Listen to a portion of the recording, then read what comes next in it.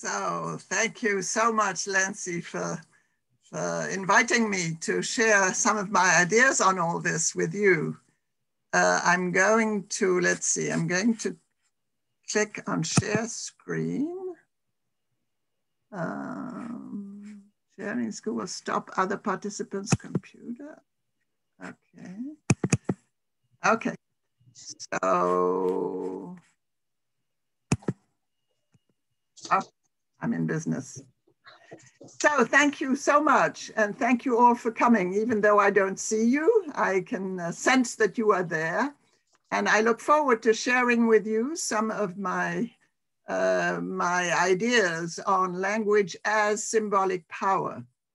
As you can see, the title is heavily borrowed from Pierre Bourdieu that I will talk about. My title is Language as Symbolic Power, a little more forceful in applied linguistics than Language and Symbolic Power by Pierre Bourdieu, and I'll explain that a little later. The topic is dear to my heart and has been dear to my heart for many, many years. In fact, it was the title of a course, an undergraduate upper division course I gave at Berkeley for 15 years. And I saw it was a course given with students from all over campus. I could see that their interest in the topic was such that it prompted me after 2018, the last time I taught that course, to put that in the form of a book. In the meantime, of course, we have had a blatant example of the use of language as symbolic power in the president that we have just had for 4 years. And the use of language in the Trump area reinforced my feeling that I really needed to write that book on language as symbolic power because it provided a graphic, a dramatic example of what I was talking about. And so I wrote that book for applied linguists, but also for language teachers, because despite everything that has been written on foreign language education, second language acquisition, I realized that many language teachers, particularly in the beginning stages of language acquisition, still teach language in ways that are not conducive to understanding really what language is. And so I am writing this also for language teachers as mother tongue or as second or as foreign languages, as I am in the business of doing. And you will see in my talk that I am talking about things that are well known. In other words, I'm not going to share with you radically different things than you know already, but I am packaging them in different ways to make the argument that I will make and that you will see presently. So the outline of my talk is really in 3 parts. You know, I am originally French, so I like 3 parts, and you will understand why. I will first recapitulate where we have come in language education from language as communication, and I will slowly make the case that we need to see language in a different way to understand what is going on and how language is being used today in everyday life. And for that, I will take in a second part, I will take one dramatic example of a poem that is taught in French as a second language classes, French as a mother tongue classes, La Fontaine's fable, Le Corbeau et le Renard, which will serve me as an illustration of how I conceive of language as symbolic power. And you will see in the 3 parts there in number 2, how I will structure my talk, which is the way I structure this new book that I have just, that has just been published. And then I will look for implications for language educators and applied linguistics, and that will be more a plea an encouragement to do further research in language as symbolic power, given the new circumstances in which we are teaching today in the now post-Trump era, in the era of the internet, of globalization, etc.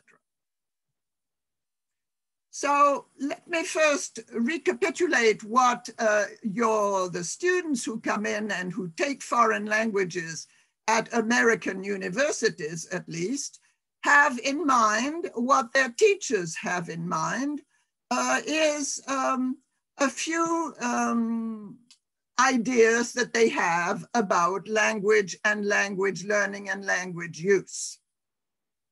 They believe that the main goal of learning a foreign language is communication. Everybody will tell you, I'm taking French, I'm taking Chinese, I'm taking Russian in order to communicate with native speakers of the language, or if I travel, or if I communicate in various ways with people who speak that language. They believe that communication is the transfer of information from somebody who knows the language to somebody who doesn't, or from somebody who speaks that same language, and we communicate information. I put the point on information because I will make the point later on that with language, we don't only communicate information, we communicate knowledge, and we create knowledge. This information, they believe, is encoded in language. And they believe that learning a language is just like learning a code. And in fact, in the first few weeks and months of learning a foreign language, that's the prominent feature of the language that they think about, because they have to memorize vocabulary, learn grammatical rules, all that they feel is like a code, like a computer code that you have to internalize. They believe that that code refers to a stable reality outside of language, and everything that they see, the grammars and the dictionaries, all confirm their belief that language refers to a stable reality that is outside of language, and that there's a one-on-one correspondence between words and reality. And that those meanings, those referential meanings, can be found in dictionaries and in grammars, including Google Translate. They believe that these meanings, if they have learned the right vocabulary, they're going to correspond to the meanings that everybody in the speech community agrees upon and are recognizable and acceptable by all the people who speak that language. And that understanding a message is really deciphering those conventional meanings that are encoded in what I call texts that are not just written texts or virtual texts, but also spoken texts like pieces of conversation.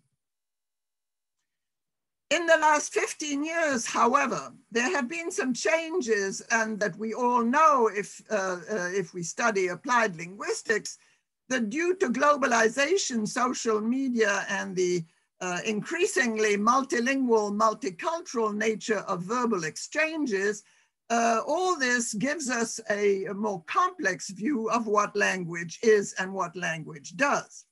We have all heard about we're learning for meaning nowadays, not just for information. That language, due now to the internet and the social media and the new media, language is only one of the many symbolic systems that make meaning.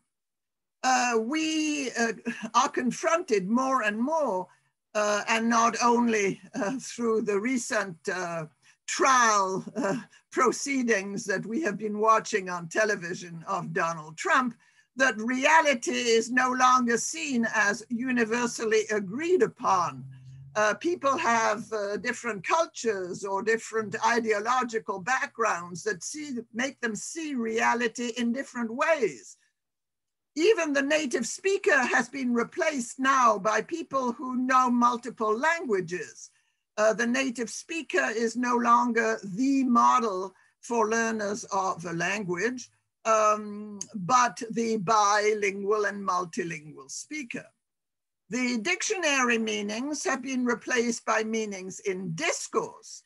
And that's why translation also comes back on the front burner and is creating, in fact, problems for language teachers because of the accessibility of translation through Google Translate.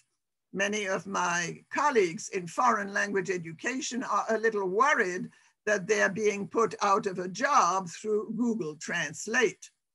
And finally, the focus on culture, that people, what with the mobility of people nowadays, people are wondering whether, number one, that there is no equivalent between one language and one culture, but whether we shouldn't bring more attention to the historical and the subjective dimensions of language learning and language use that used to be called culture. So today, the landscape is much more complicated than the first at the beginning of the communicative approach.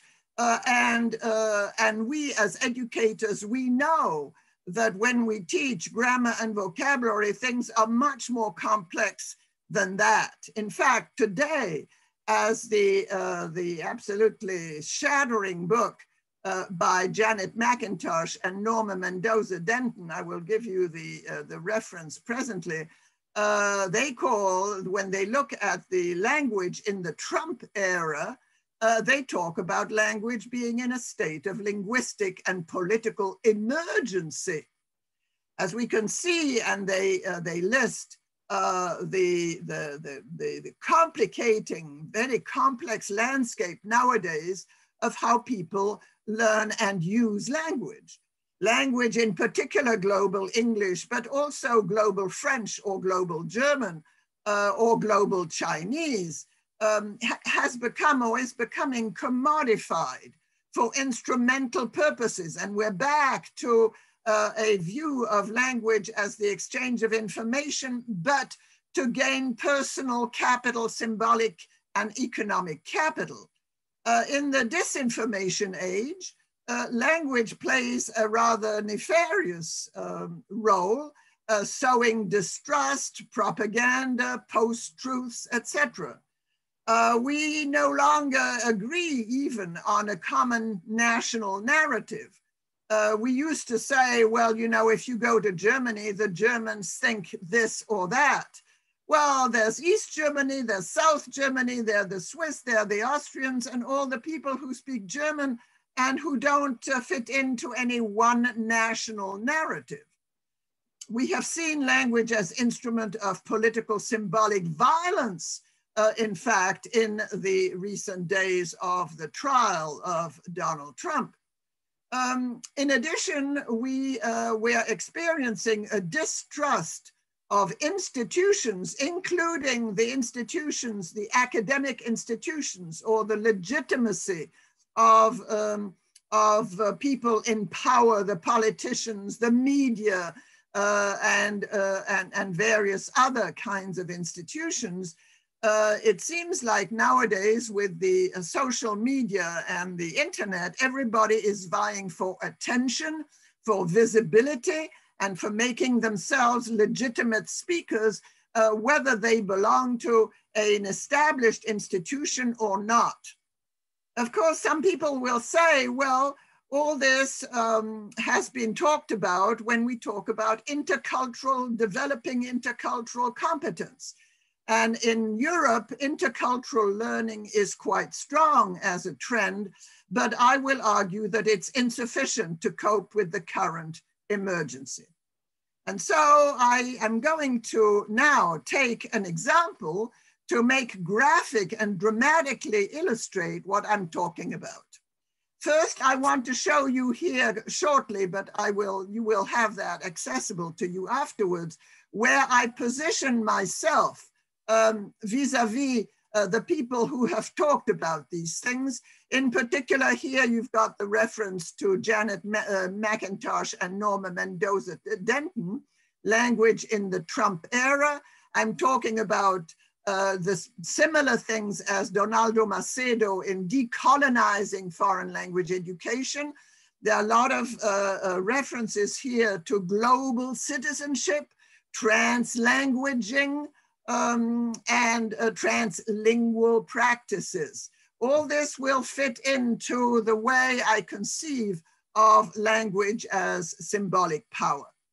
So bear with me, and I'm going to jump right into the story, not of the wolf and the lamb that I deal with in my book on language and symbolic power, but another fable that was going to deal with the topic of symbolic power. So before that, I need to define, what do I mean by symbolic power? Symbolic power is the power to use symbols, and symbols are not just words, they are also images, they are food, they are ways of clothing, behaviors that not only denote objects and connote existing social relations and identities, but they change people's perceptions and evaluations of social reality. The use of these symbols is embedded in institutions. Now, institutions are larger units of social existence that go beyond the individual and both enable and constrain what we can say. The symbolic power functions with the complicity of the people. In fact, words have power, symbolic power, only because the people to whom these words are addressed, at least recognize and accept the legitimacy of the speaker and their perception of the world. And this is a word from Pierre Bourdieu, the word complicit sounds a little nefarious and ominous. But in fact, what Bourdieu means by complicit is just that we are, as social actors, we are imbricated, we are entangled in webs of social symbolic power as we struggle to define and persuade others of what is real, what is true, and what is worth knowing. Which is why Pierre Bourdieu uses the term symbolic violence. When we speak, and in fact, as teachers, when we conduct our classes, we are trying to impress, we are trying to persuade, we are trying to change our students' state of knowledge. And that's what Bourdieu would say. We do violence to our audiences because we are, through the power of suggestion, we are investing in their beliefs, their affections, and even, Bourdieu would say, their love. And that is part of education. Of course, symbolic violence in that way is not negative. That is the way we manage to educate and bring people to cooperate with us, to see the world the way we see it. But of course, symbolic violence can also mean symbolic warfare, as Donald Trump did on his audience on January 6th. Let me give you the exact quote from Pierre Bourdieu, which is a little more complicated than what I have just told you. Symbolic power, he says, as a power of constituting the given through utterances, of making people see and believe, etc., is due to a specific effect of mobilization. What he means by mobilization is appealing to your feelings, to your imagination, to your memory, to your emotions, to your affect. It's a power that can be exercised only if it is recognized. And he uses the word reconnu, which in French means acknowledge, not just recognition, but acknowledgement.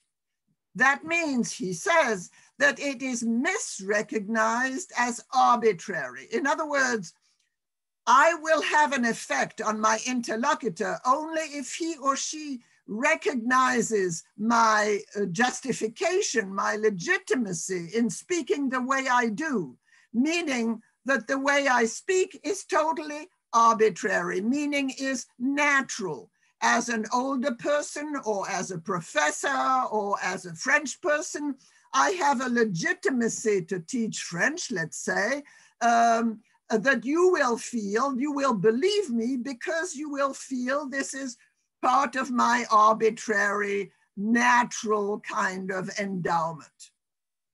What creates the power of words is the belief in the legitimacy of words and of those who utter them.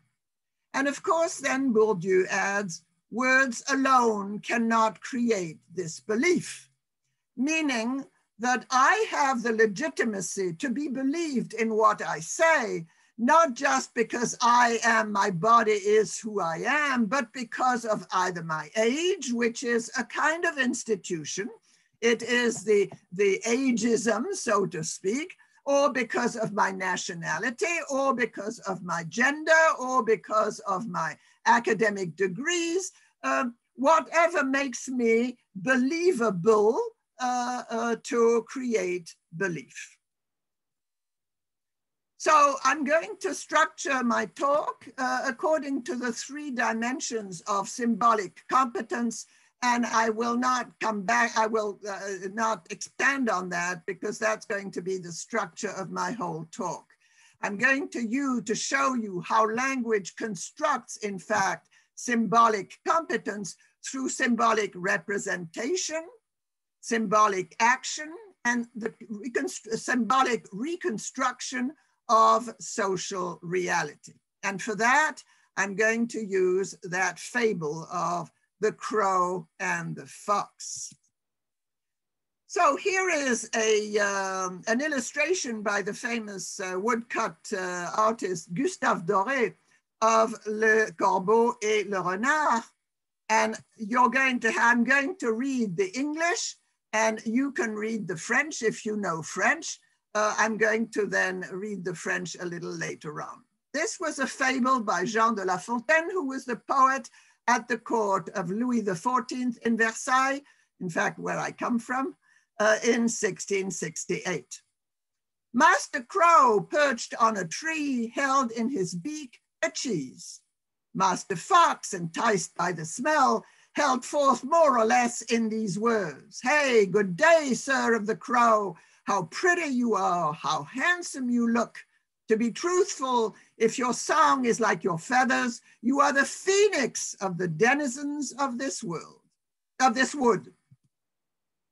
At these words, the crow was beside himself with joy, and to show his beautiful voice, he opened his large beak, letting fall his prey. The fox seized it and said, my good sir, learn that every flatterer lives at the expense of his listeners. This lesson was well worth a cheese, no doubt. Ashamed and embarrassed, the crow swore, but a little too late, that he would not be taken in again. I'm going to show you 3 ways that have been used to teach that fable at the elementary levels of the teaching French as a foreign language, but also as a teaching of the French mother tongue to children in French schools. And the first one is an explication de texte, which is a typical French literacy exercise that can be seen as illustrated in the following text that is written by a certain Camille Chevalier-Carfis, who's a teacher of French and who posted that on the internet to teach elementary French, easy French poetic readings to anyone who learns French, particularly from an Anglo-American background. So she writes that in English, and it's the rather typical way of teaching an explication de texte, a text explanation to learners of French. The Crow and the Fox is a very famous poem in France. All the children learn this poem at school. It's a very simple poem. In other words, she sets the stage. Then she goes on to show what the fox is in French. from the countryside. We speak of being sly as a fox. What she gives you here is kind of a paraphrase of what the content of the fable is about. She then moves to what the message of the poem is and the significance in this message. What do the crow and the fox represent in 17th century society? In other words, the whole poem being like an allegory of a society in which the poem was written. Then she speaks about the author. You will note that she says that Jean La Fontaine was born at Château-Thierry, but she doesn't say why it's important to know where La Fontaine was born. She says that his father was a nobleman, but not his mother. She doesn't explain why it's important that his mother and his father were from two different social strata. She says that he studied Latin, but not Greek, but she doesn't explain why it's important to know that he knew Latin, but not Greek. And she gives you a variety of little snippets of information that form the backdrop of that fable. That is how I, growing up in France and going through elementary school in France, that is how I learned for the first time the fable of the crow and the fox. It does not it does not explain why it's important to read that fable, nor its significance in general. There's a second kind of explication de texte then, or textual analysis, which is used here in elementary schools, or even in beginning French as a foreign language classes, that consists in stating what the theme is, what the problem space is, and what the message is. And that way of teaching the fable will sort of base the analysis on particular words that are philologically important, plumage and ramage, the feathers and the voice of the crow, that rhyme and that are rather old-fashioned French, the phoenix, what is a phoenix, why you have the use of those terms. Then the teacher will point out the text structure, the metaphors, the conjunctions, and the grammatical features of the text. They will interpret these strategies on how they contribute to the text's global meaning, and they will make the students understand that flattery is detrimental to your health because you're likely to lose the cheese. And of course, the word fromage in French also means money. So, I mean, in argot French. And so you're losing not only your health, but your wealth.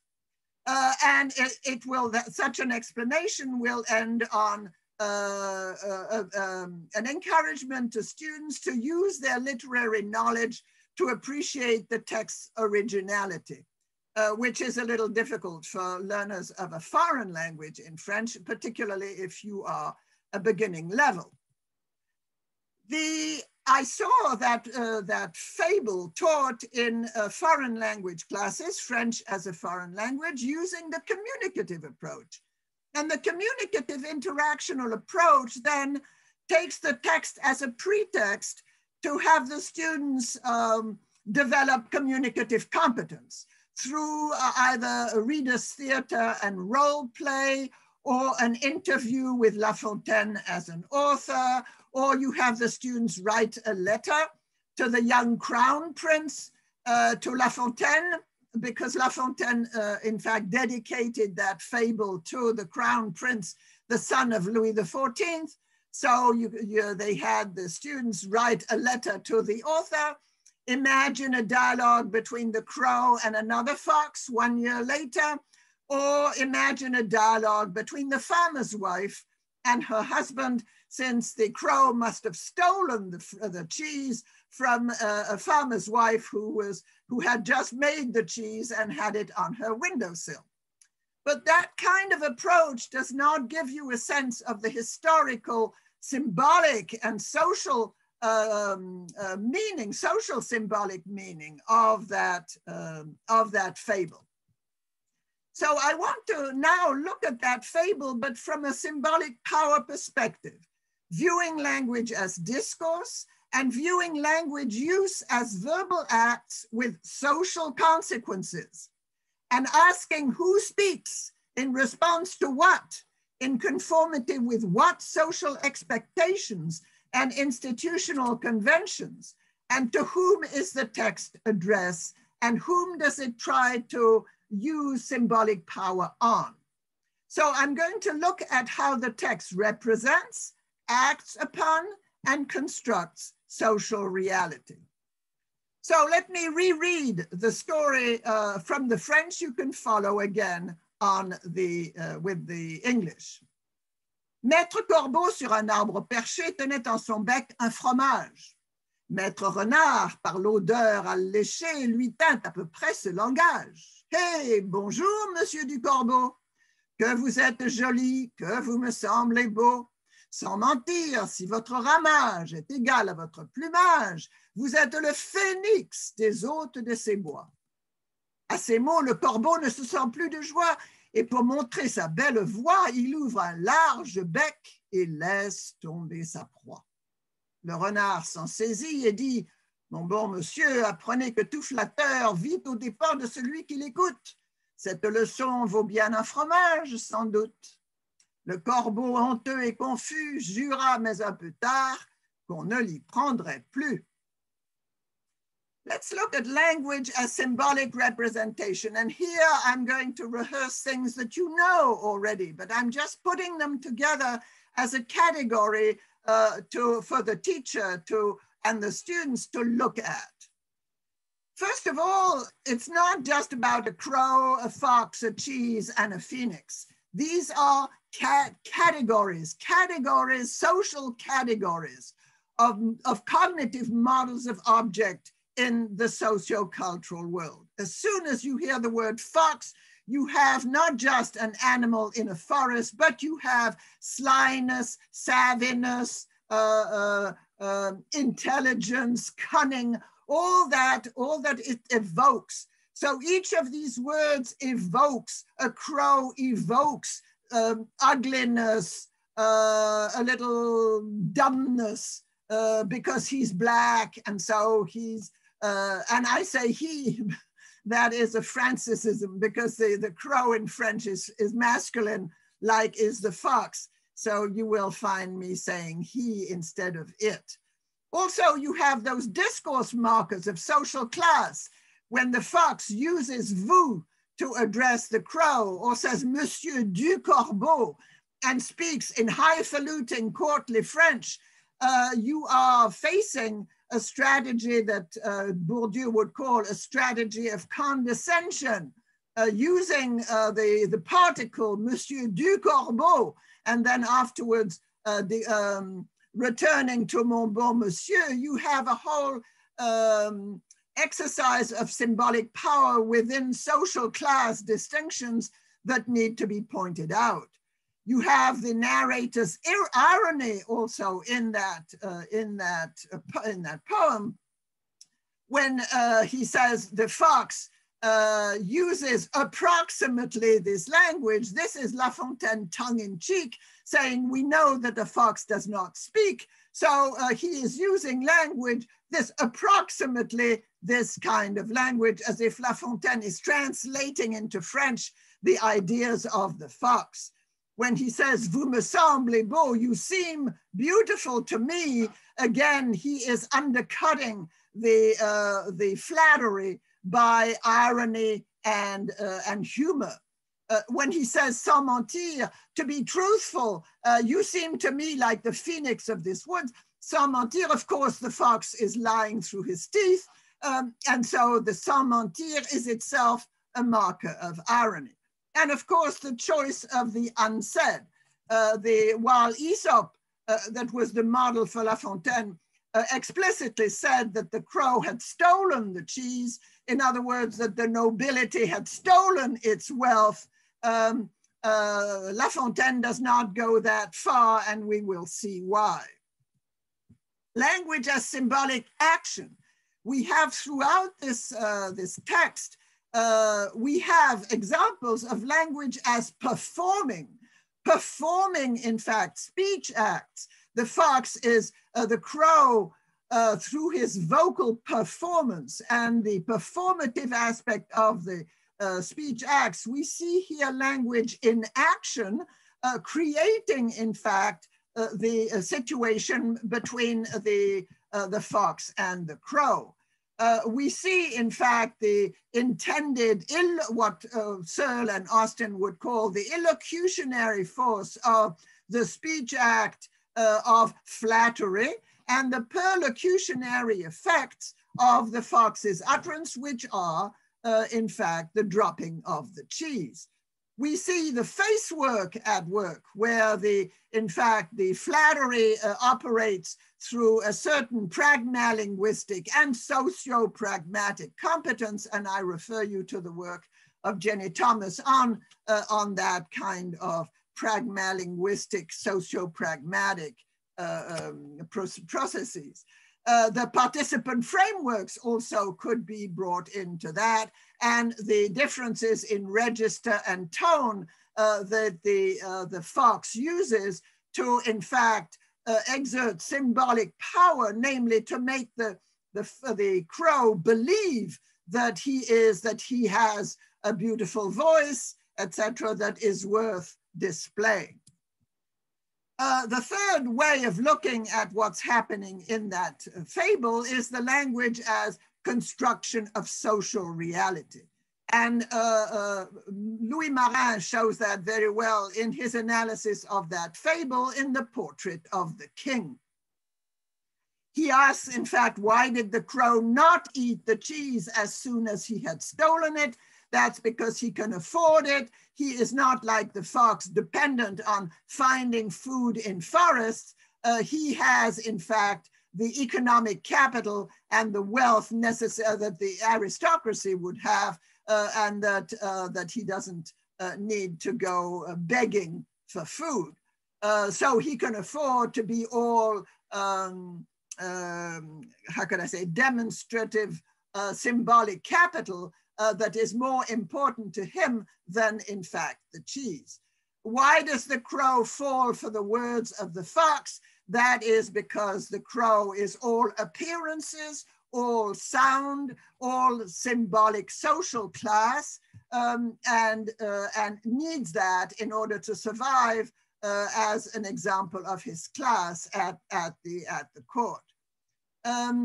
We can also discuss what the punishment is. The punishment is not only losing the cheese, losing his wealth, but the social opprobrium and the stigmatization that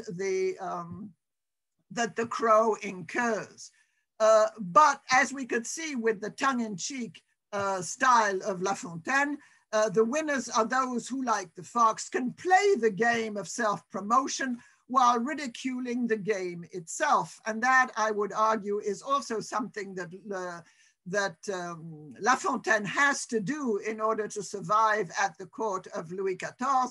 He is able to make the eulogy of flatterers at the same time as he is criticizing that flattery. So the symbolic power game that we see illustrated in that fable shows discourse of flattery as symbolic violence, the fox as a totally sycophantic character, the crow as a narcissistic object of that flattery, and that one complements the other as the nature of the social game of power and influence at the French court. They both vie for symbolic legitimacy, the crow through material wealth, the fox through refined language. Both language and wealth are aspects of institutional power in that societal context and in that political context.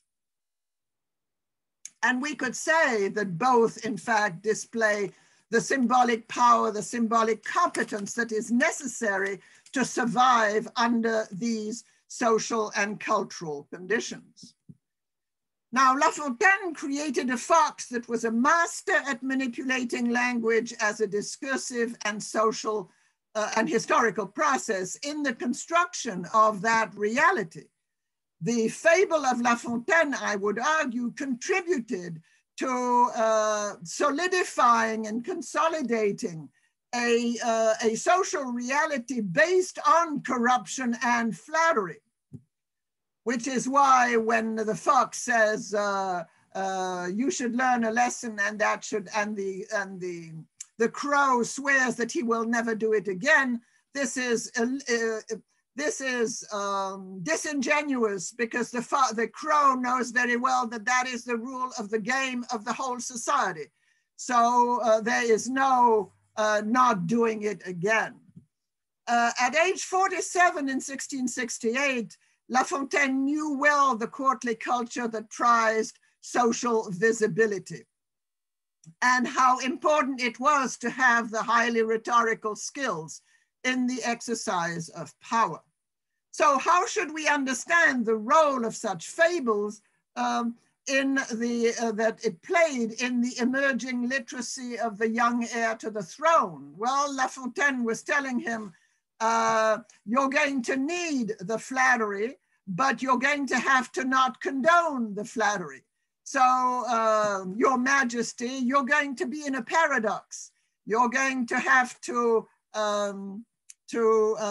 promote flattery, because that will keep your nobility satisfied. But at the same time, you're going to have to disavow flattery as not worthy of you. So you're going to be living in a paradox. What role do such fables still play today in the emerging communicative competence of American learners of French? Now that's going to depend on how these fables are contextualized and recontextualized by teachers of French. And that's what I want to look at with you now. La Fontaine has taken the idea of that fable from Aesop in the 17th century BC, and he has contextualized it in a 17th century literate society. I'm taking the concepts of contextualization and recontextualization from Bauman and Briggs that you see down below. And I will read presently what they say about that.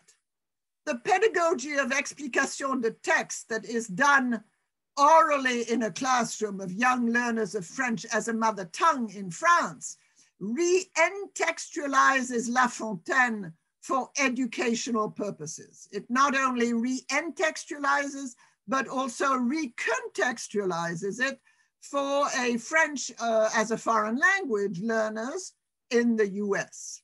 Here is what Bauman and Briggs says about these two processes. Contextualization is the process of making discourse extractable, of making a stretch of linguistic production into a unit that can be lifted out of its interactional settings and is meant to be recontextualized in another setting. So contextualization may well incorporate aspects of context, such as the resultant text carries elements of its history of use within it.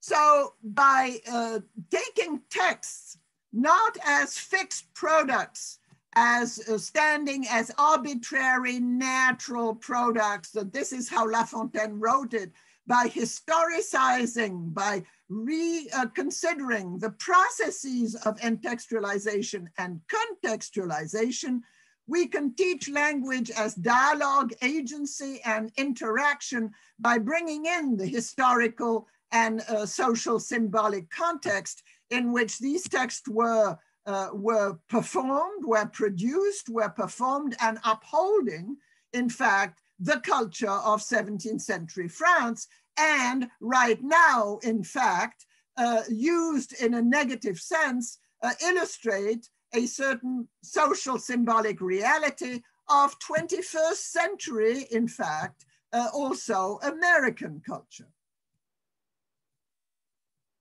So Bauman and Briggs, together with Silverstein and Urban, make the case that this, the reading and the teaching and the discussing of that fable is part of the production and the transmission of culture, and has a role in fact, promoting a certain power and authority to the participants in that discussion.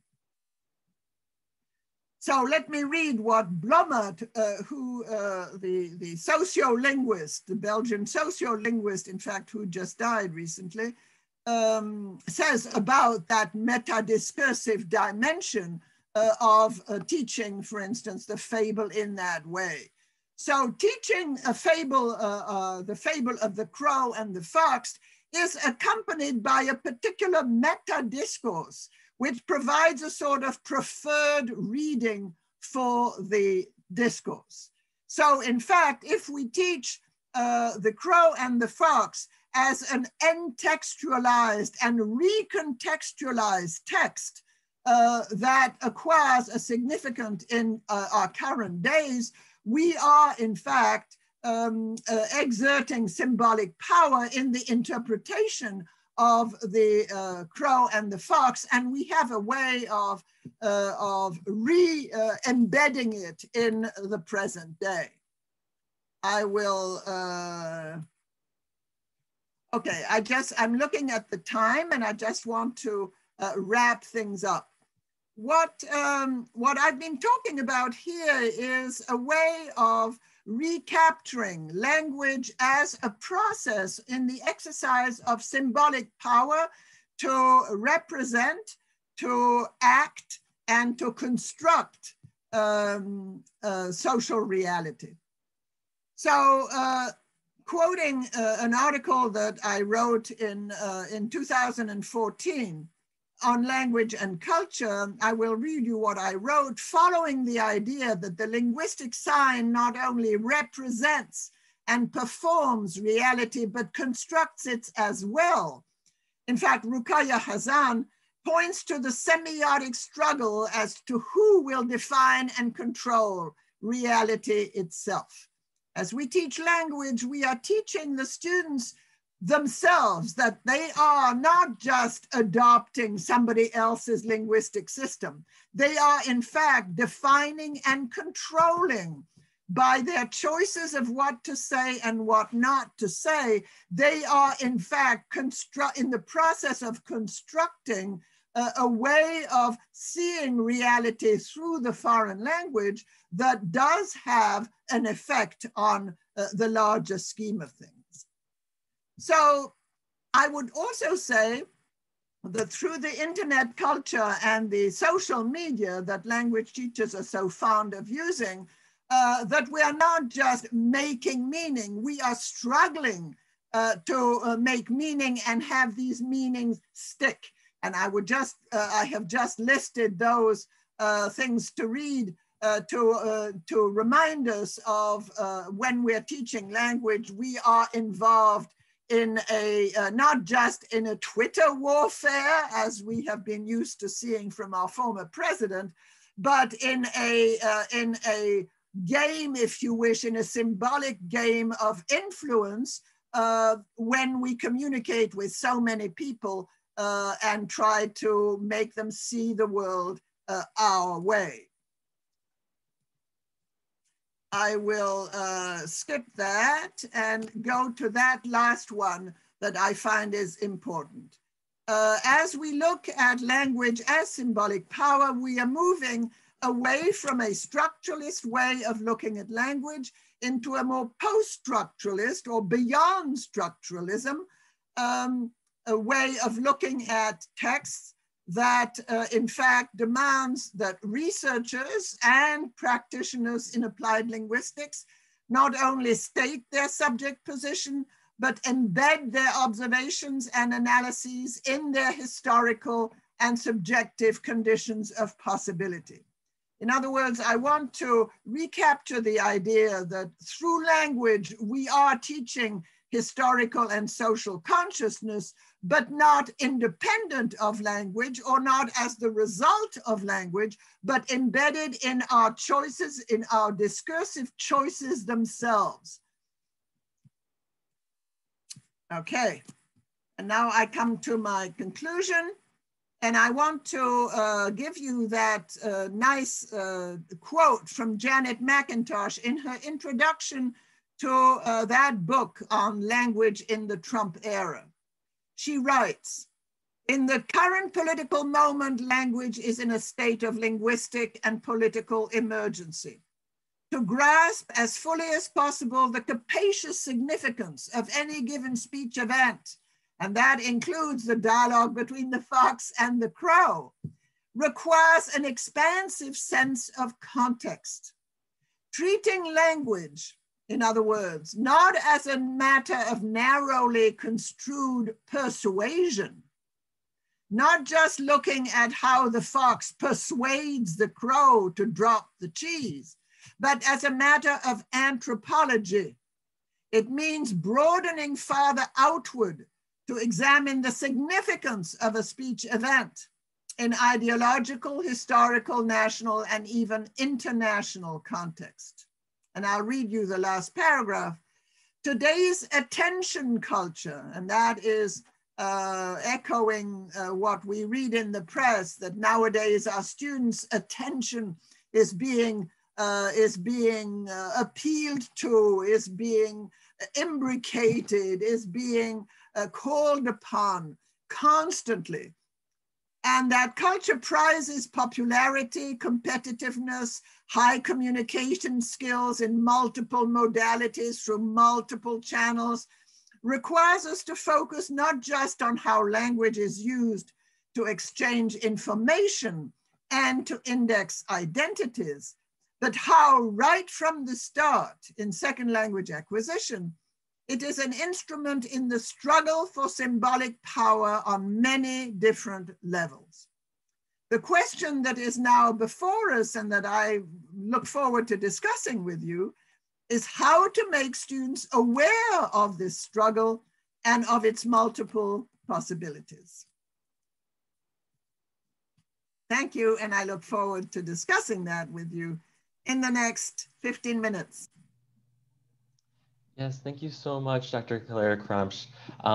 So I just wanted to remind everyone, if you do have questions, please send them into the Q&A, and we will read those very shortly. So I have one right now for you. The participant says, "Thank you for the talk and the memories of middle school French class. I'm curious what you think about the teaching of gender neutral language, for example, pronouns like singular they in English or honorifics, in foreign language settings.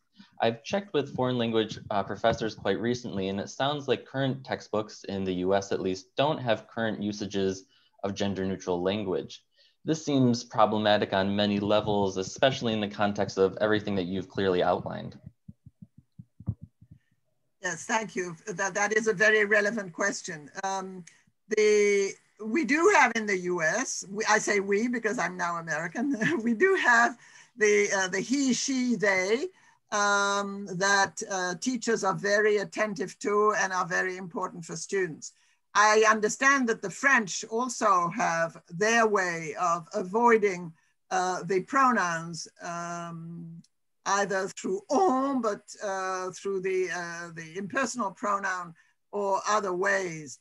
They cannot, however, avoid teaching a gendered language. The French language, together with other Romance languages, are gendered. I have received recently, in fact, the comment of a graduate student a graduate student instructor at Berkeley who teaches French, and who, after a talk like mine here, said, "Aha, I realize why my students, by learning a gendered language, all of a sudden has this aha epiphany of understanding how different when you grow up speaking English or when you grow up speaking a gendered language." so much affective connotations are associated with the gendered language. Whether a bridge, if you are German and you speak of the bridge as being feminine, you're going to be talking about the bridge as being elegant and etc. Whereas and refined. Whereas if you talk about le pont in French, it's going to be sturdy and solid. So that intersects with linguistic relativity and discourse relativity in very important ways. So yes, teaching a gendered language is an aha experience for many English speakers. Great, thank you. So the next question, as you concluded, the issues is how to make foreign language learners aware of the language as symbolic power. However, don't you think that language teachers also struggle with understanding language as symbolic competence?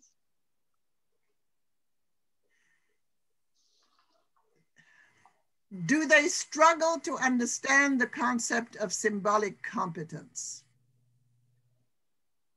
Yes, because they are used to, and their institution pays them, I would say, badly, to teach language in a non-dangerous way.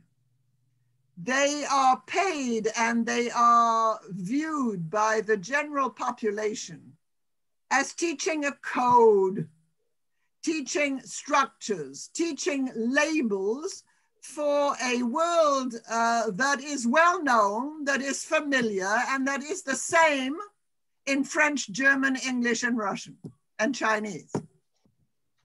They are not paid or not encouraged to relativize or even provincialize their English American way of seeing things. They are not used to, nor are they encouraged to think of, say, the word la démocratie as different from the English word democracy.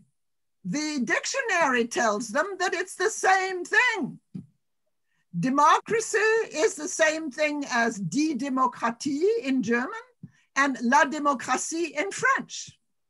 Everything tells them, everything encourages them to think of it as equivalent. And when they start thinking that it is not equivalent, that when under the word la démocratie, the French understand something quite different because of their history, because of their trajectory, because of the French educational system, it forces them to think of themselves as Americans in a different way, but that's not what their students expect them to do, nor does the institution expect them to do. Now that's a political answer that I've just given you now. It is part of it, part of it. The other part is that they really have not really thought about this, nor have they thought about language as symbolic power. And so they're not used to thinking of symbolic competence in that way. Symbolic competence is more a posture, an attitude. It is not something that you can test on fill in the blanks. Are you or are you not? We are all symbolically competent. The question is, how do we become aware of it? And how do we interpret the world through it? Thank you. I have another question here. The participant says, I can't stop thinking about those from whom the crow stole the cheese in the first place, referencing the fable in the beginning. This, for me, relates to work I've been doing on the role of the unseen, unacknowledged witness in conversations about race, and would love to hear your thoughts about this. To be more explicit, sometimes this crowd of witnesses does appear in a conversation in the form of a reference to people or everyone. You mean that person means the unsaid, the unspoken that appears Yes, I find when I discovered by reading Aesop that the cheese actually had been stolen, and that La Fontaine chose not to include that in his fable, I was once again confronted with everything that language does not say and how important it is to attune the students to what is not said. What is not said but is remembered, what is not said but is forgotten, what is not said as anticipated. These are all the dimensions of symbolic power that has to do with anticipation, with prediction, with, and particularly with memory. I mean, each individual has collective memories of things that are not explicitly said in the words on the page. So it's a question of filling the blanks. Now, in order to fill the blanks, you have to give the person who fills the blanks the legitimacy of filling the blanks. I remember very vividly a workshop that I gave in German to teachers of German, and I was talking about the beginning of the Kafka's Metamorphosis, and I suggested as a thinking experiment, let's imagine how Kafka could have written the first sentence of the Metamorphosis, using a different tense of verb, using a different syntactic construction. And there was at the back of the room, there was a literature professor who told me immediately, raised his hand, and he said, "Professor Kramsch, you are not to imagine what Kafka could have written, but to explain and to analyze what Kafka has written, in fact, has written." And so this is really a symbolic power struggle between me and the literature professor. I was encouraging the students to imagine what could have been written in order to understand what was in fact chosen. So we're right there into a symbolic, I would say, warfare or symbolic struggle over what is allowed and what is not allowed for language teachers. Thank you. So we have another question. Thanks so much for the talk. Perhaps a bit general, but I'm curious about your thoughts on the role of applied linguist, discourse/conversation analyst on helping students and all citizens exercise their civil rights and obligations, especially given the current political landscape and social issues you have mentioned. That is a very, very relevant question. I'm not asking myself that question. I am asking why campuses like my own do not make a course in applied linguistics, introduction to applied language studies or introduction to applied linguistics obligatory for every student on campus, irrespective the major, because everything goes through language. You don't teach engineering without language. You don't teach mathematics. You don't teach mathematics through mathematics. You teach mathematics through language. And language imbues every presentation, transmission, and use of knowledge. If language is, then it should be part of, now, that kind of reflection becomes particularly visible in foreign language classes, because that's what you do, you learn language. But that's not how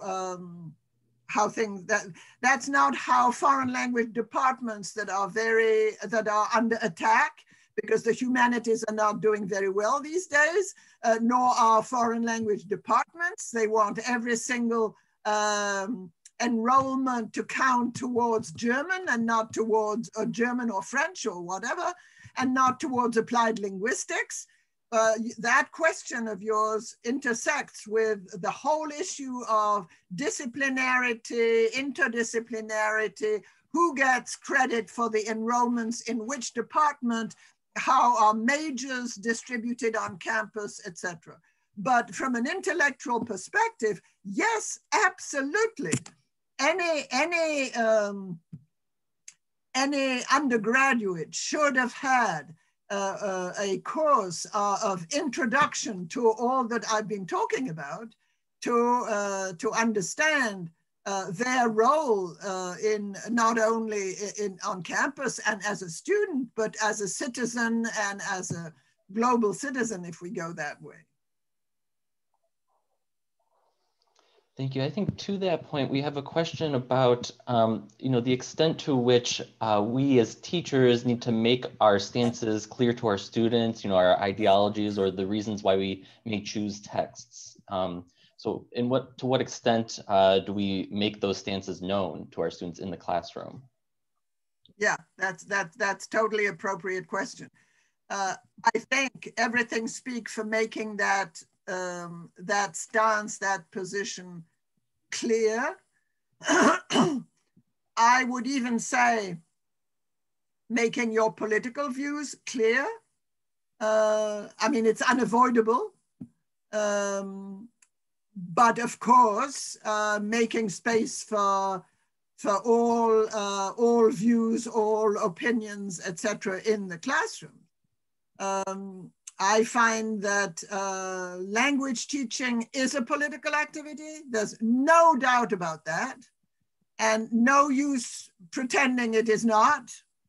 And in fact, pretending it is not is also a political stance. And so, yeah, the question is how to present it, how to capitalize on it.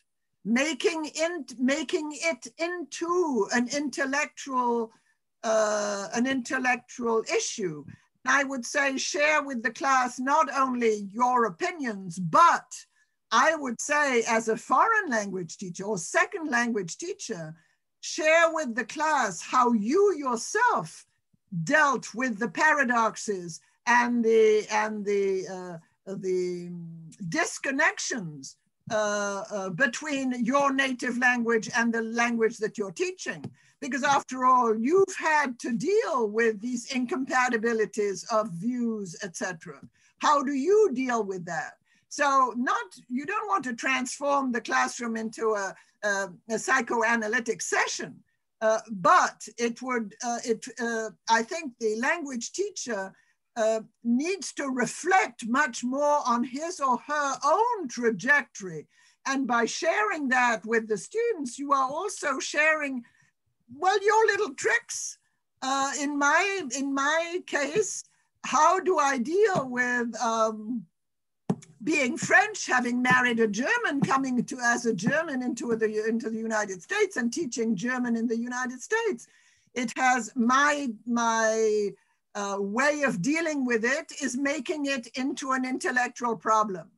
My way of dealing with it is transforming it into a scholarly issue. That's one way. We have another question. Thank you so much for your wonderful talk. I'm wondering about students' personal narratives about their experiences as language learners. Might such stories serve as possible tools for exploring language as symbolic power? Yes, yes, yes, absolutely. Yes. In fact, I myself have used narratives of students. As you can see from my book, The Multilingual Subject is filled with such testimonies, etc. And it has been a preparation for my latest book on language as symbolic power. But I think when you do that, to avoid exactly what we were talking about, to avoid the classroom becoming a psychotherapeutic session, oh, isn't that quaint what you felt in Korean, in Chinese, in Japanese, etc. You have to give them the tools to talk about it in a more academic way that gives them also the distance necessary to see themselves from the outside. So it's not just let it all hang out and tell us your story and then let it be at that. But do something with it, reflect on it. And by giving them the words to reflect upon it, you're also giving them tools to deal with the pain sometimes and the trauma of immigration, of displacement, etc. Yes. Thank you. Carol, do we have time for one more question? Sure, I think so. Okay.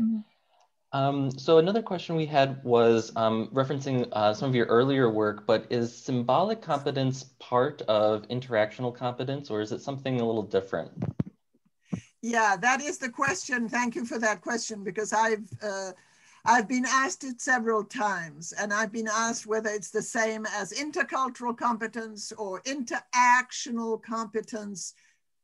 I guess my answer is, because symbolic competence, and I choose the word symbolic in the meaning that I have talked about it in this talk, namely not just social symbolic like Bourdieu, but linguistic symbolic in the sense of a symbolic system. So I am using both social symbolic in the sense of Bourdieu and symbolic in the sense of Saussure as the linguistic sign, the symbol, linguistic symbol. And I'm trying to use both to show that, in fact, the symbolic system à la Saussure has also a social symbolic dimension. So when I'm asked, is it the same as intercultural or interactional competence? Interactional and intercultural is only cultural or symbolic or social. The language that is used to acquire interactional competence is, on the one hand, a symbolic system that is applied to acquiring a social interactional competence. Whereas in symbolic competence, you have the two things together. It's the language itself that has this social symbolic power, not your social skills. So it's not a linguistic skill plus a social skill.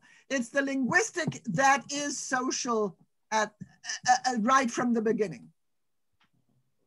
Thank you. Thank you so much. So it's already 1:16. Thank you so much for taking the time to join us. And I'm gonna clap on behalf of all the audience and thank Professor Claire Crumsch for her talk. So last but not least, I'd like to just remind everybody how to sign up for our listserv. If you look at chat, you can see our Twitter handle and also the link to our sign up for our listserv. So have a wonderful afternoon and weekend. Bye, everybody. Bye-bye.